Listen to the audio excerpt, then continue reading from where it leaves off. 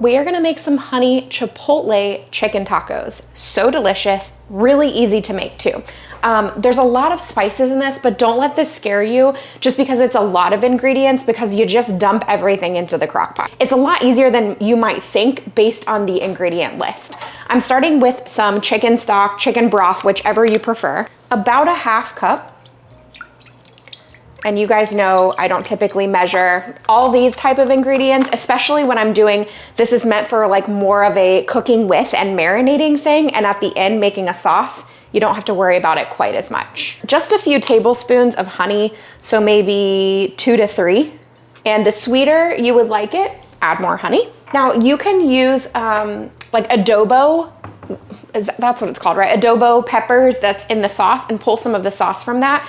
That's one of those things, every time I use it, it is so messy.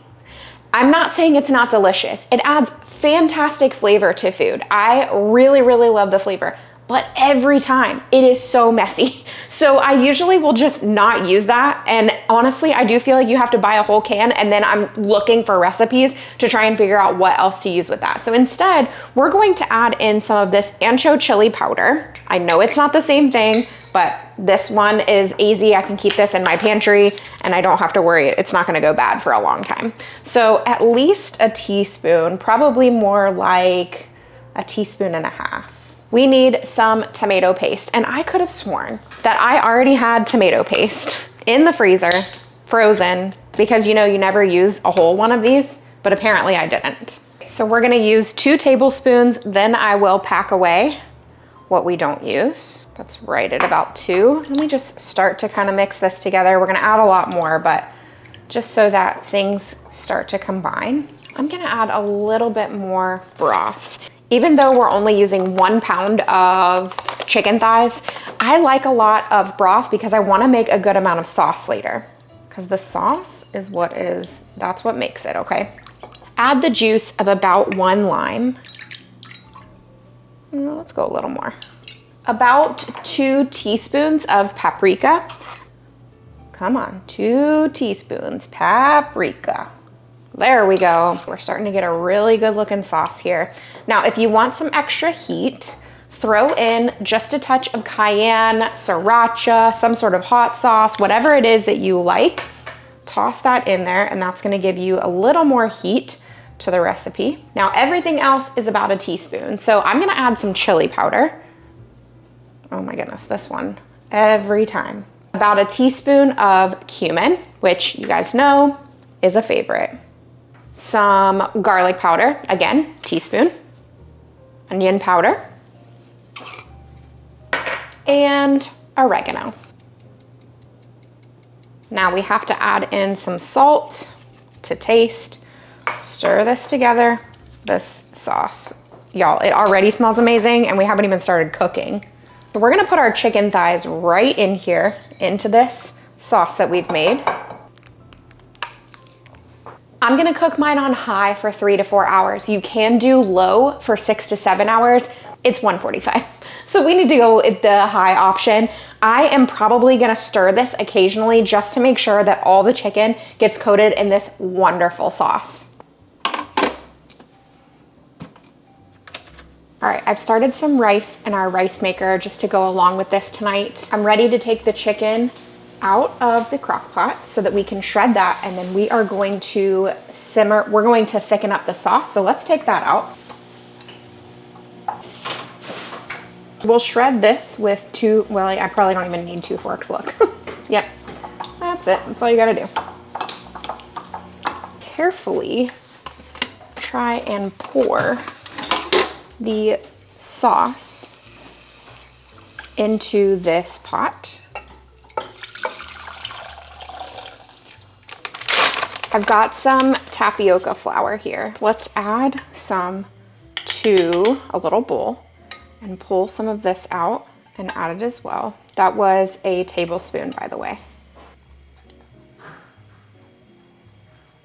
Now, once this is fully combined, add it back into the sauce.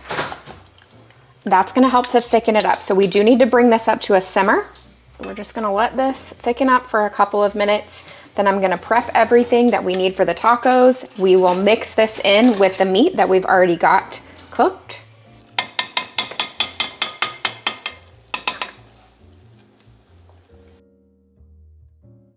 We're mixing together the sauce and the chicken. I do think that it needs a little bit of salt. I just tasted it. The flavor is awesome, but I do feel like a little bit of salt will help to bring out all those awesome flavors.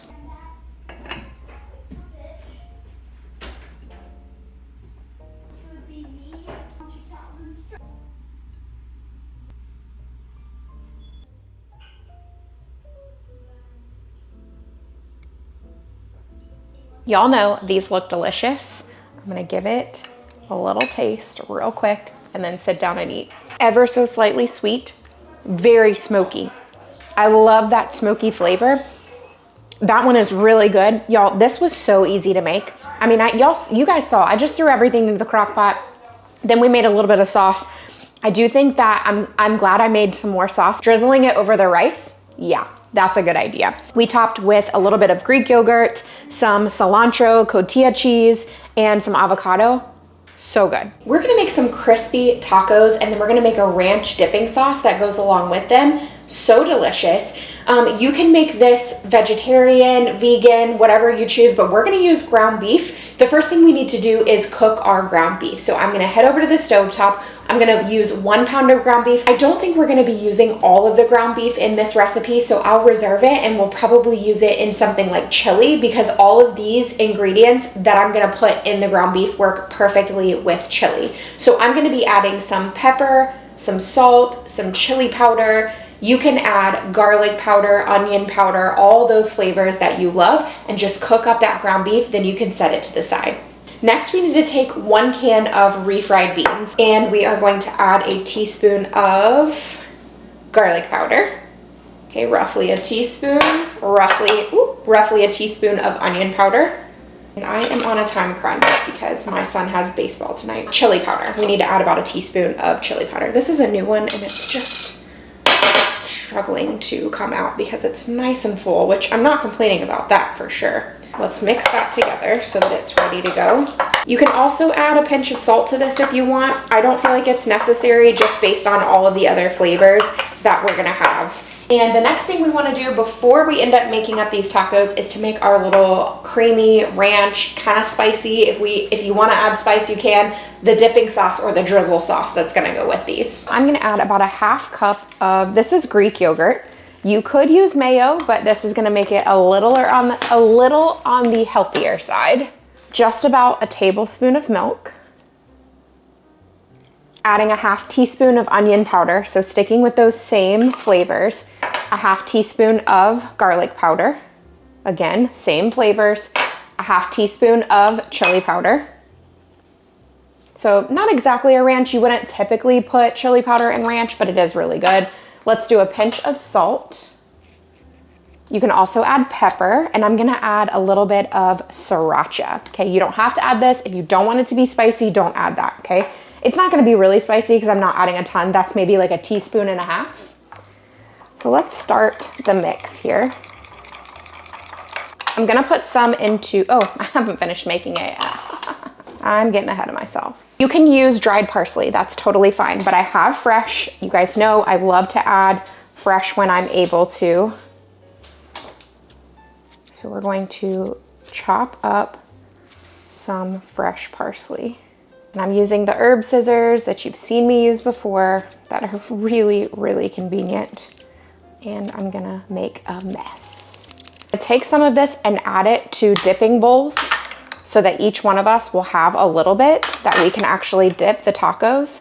But I want to reserve some, and I could make up more if I needed it to, but I'm gonna reserve a little bit because I think that it will look really pretty with a drizzle. So I'm gonna add a little bit more milk to thin it out, and you'll see what I mean by this once we get there. Okay, that's ready. So I'm gonna set all of that to the side. We can put away some of this because we're done with it. Before I put all the stuff on my cutting board that I'm gonna be using, let's cut this lime just into wedges. It's mainly just for the serving, but it will add flavor too. You can obviously just use it to kind of squeeze lime on each one of the tacos. We're just gonna put these in a bowl so that they'll be ready to go. I've got some flour tortillas. Let's lay them out. It looks like I'm gonna be able to do about 6 at a time.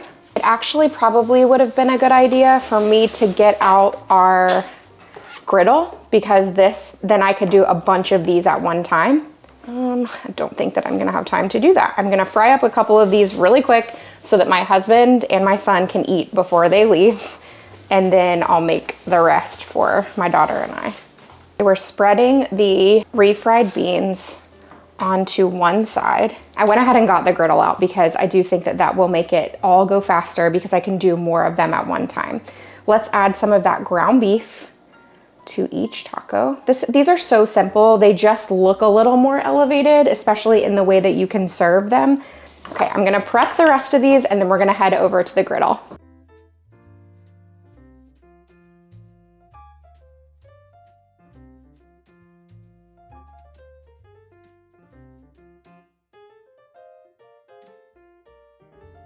Now, obviously you could use this like a quesadilla press, and you could press it over and just do 3 at a time. In the interest of seeing if I can get all of these done at the same time, I am laying all 6 of them down, and then we'll flip them all at the same time as well.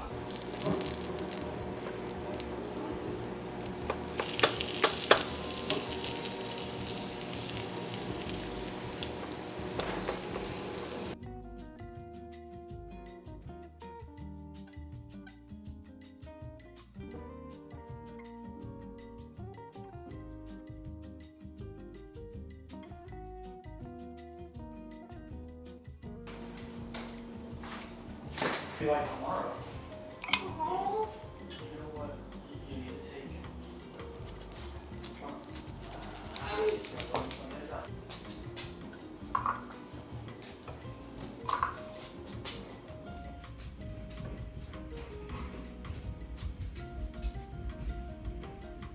The whole thing here is that you just took regular taco night and took it to another level. You just elevated tacos just in the way that they look. Same basic ingredients, but how cool is it to just transform it and make it something just a little bit better? Also, dipping options. Make some salsa, some guacamole. You've got this spicy ranch that you can have on the side. I mean, this is just so good. Okay, I'm definitely thinking that this is a fork meal. It's really high back here. I like that. It's taco night, but better. And honestly, I was over there cooking it and realized that I didn't add cheese. I don't even think that it needs it. All the flavors are really good with those spices that we added in to the mixtures. Very, very good. Let's make some chicken tacos with a creamy chimichurri sauce. Now, you're gonna notice a couple of things. First, I'm probably gonna be in a different outfit when I actually assemble these. We have been working on our deck. I feel like you guys have heard me say this a bunch, but it's been months, okay? We are slowly but surely working on our deck, replacing the deck boards, and I am trying to get things done early so that tomorrow, while I know we're gonna be working, I can just come in and assemble the tacos, because everything is already ready to go. You do not have to make this in the crock pot. I am making it in the crock pot because I feel like it's just an easy way to do it. But you can cook your chicken over on the stovetop and shred it then. So we've got 2 chicken breasts here in the crock pot. I'm adding a little bit of avocado oil. So that's probably a tablespoon maybe, and then about a half teaspoon of salt.